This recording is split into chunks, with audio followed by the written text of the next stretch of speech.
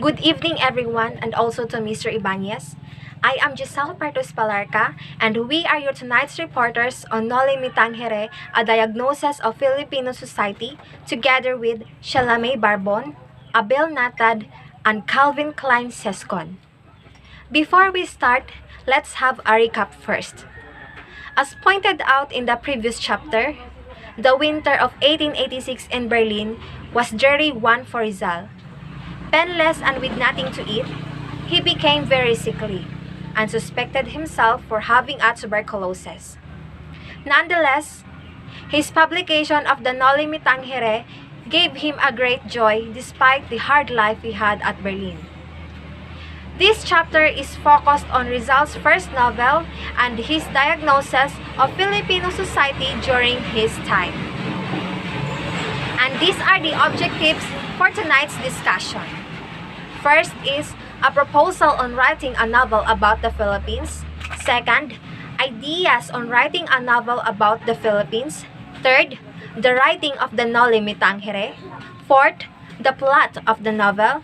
Fifth, the characteristics in the Noli Me Tangere. Sixth, the Filipino society as pictured in the Noli. 7. Rizal's diagnosis of Filipino society. 8. Noli Me Tangere as a charter of Filipino nationalism. 9. First reactions to the Noli.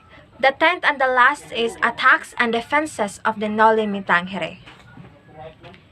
And now, let's discuss first our first objective, which is a proposal on writing a novel about the Philippines.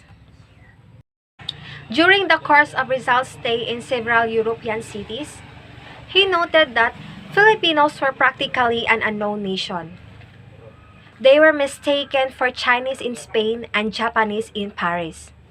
Thus, during Paris Exposition of 1889, Rizal encouraged his fellow expatriates to call themselves Indios Bravos for them to have a sense of nationality.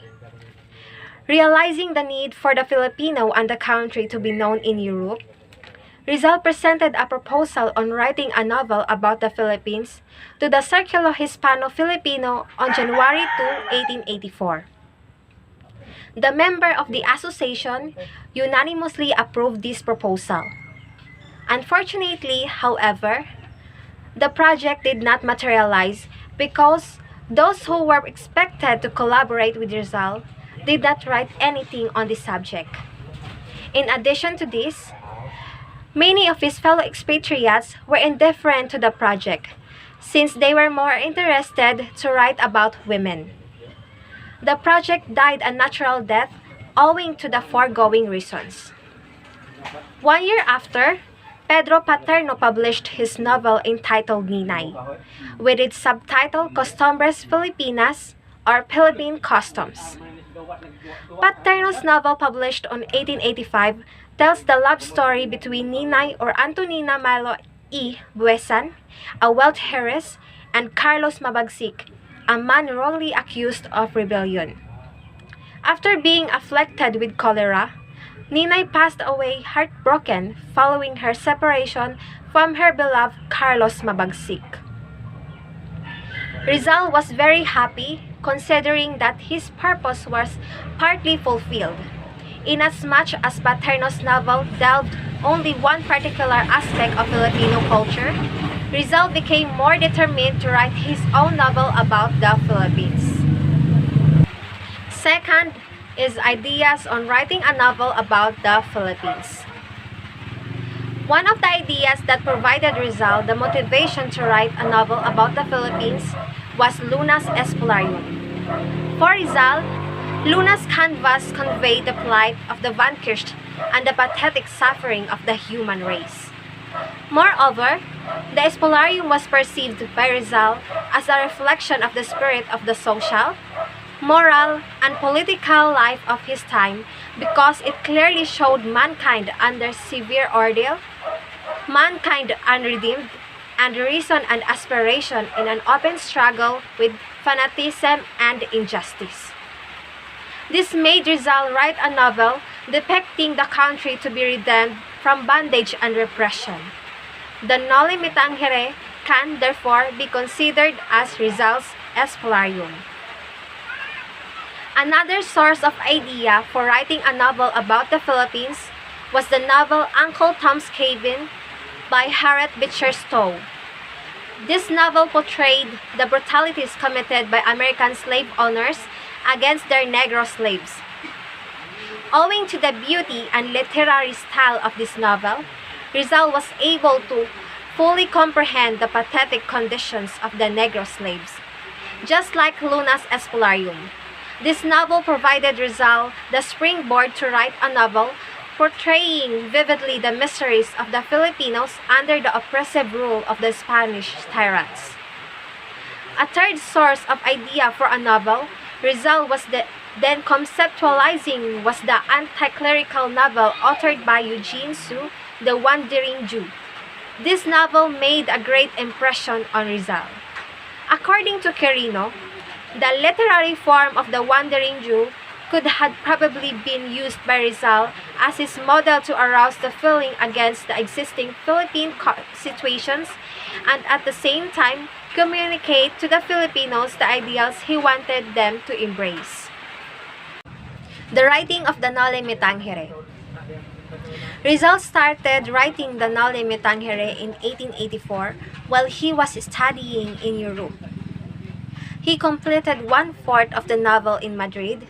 One-fourth of the novel was written when he was at Paris, while the remaining one-fourth was completed in Berlin, Germany on February 21, 1887. The novel came off the press on March 21, 1887 with the financial assistance of Maximo Viola. At the outset, the novel was untitled. Later on, he decided to call his first literary masterpiece Noli Me Tangere. The title can be translated into English as Touch Me Not. The aforementioned label to this novel has a biblical basis, as those words were the ones uttered by Jesus Christ to Mary Magdalene when the latter visited his tomb before sunrise of Easter Sunday. Rizal deemed it appropriate to use the said title as his novel contained delicate things nobody wanted to talk about or touch during his time. He therefore trod where angels fear to tread by exposing the evils of the church and the state which were hazardous to touch. Why Rizal finally wrote the Noli Me Tangere can be gleaned from the dedication of his novel, which runs as follows. In his letter to Hidalgo, Rizal pointed his reasons for writing the Noli Me Tangere, and one of his reasons why he wrote this novel is to stir the patriotism of his countrymen. In the complimentary copy Rizal sent Ferdinand Blumentritt, he again stated his reason for coming up with the Noli. He even revealed his purpose on writing the novel in his letter to Marcelo del Pilar.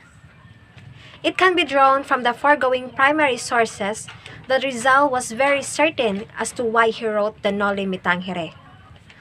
Notable among his purposes for writing this novel were the following.